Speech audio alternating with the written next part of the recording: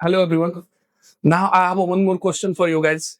Suppose there is one switch and it has some port like F0 by 1, F0 by 2, and F0 by 3, and F0 by 4. And I'm trying to assign this port into the VLAN number 10. So what will happen? And first things, what are the command to assign into the VLAN 10? So what is the first command that I need to use? Interface range F0 by 1 to 4 switch port mode access command and switch port access VLAN 10. My first question, is this command mandatory to assign a port inside to VLAN number 10? This is the question for you guys. I need a reply in the comment section. Second point, this command, what it is going to do basically, this command is going to just assign the port inside the VLAN 10. That means into the VLAN 10, all the port is going to become the member of the VLAN 10. But think about that, if VLAN 10 doesn't exist on the switch, we are trying to assign the port inside the VLAN and that VLAN doesn't exist on that particular switch. So what will happen with those ports?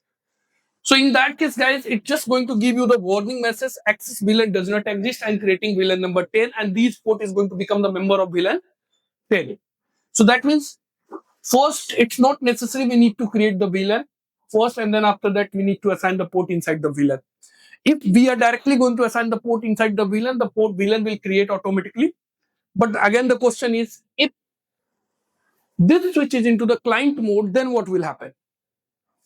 This switches into the VTP client mode. That means we don't have this switch don't have a capability to create the VLAN, but it has the capability to assign the port inside the VLAN. So what will happen with these ports?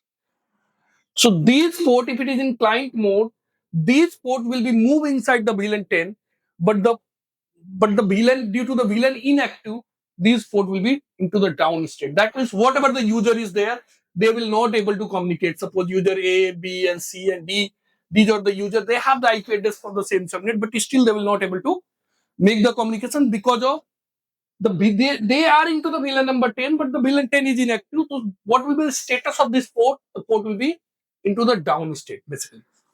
Got it? So that's the first question that can be asked in the interview. If you are the user and you are just going to assign support inside the VLAN, and that VLAN doesn't exist on switch, what will happen? Obviously, you'll be give the answer. That switch will give us the warning message and create the VLAN number that access VLAN exactly. But then again, what can be the next question? The next question can be, if that switch is into the VTP client mode, then what will happen with those ports? So your answer should be, those port will become the member of that access VLAN, but the port will be into the down state because of the VLAN is inactive. Thank you guys.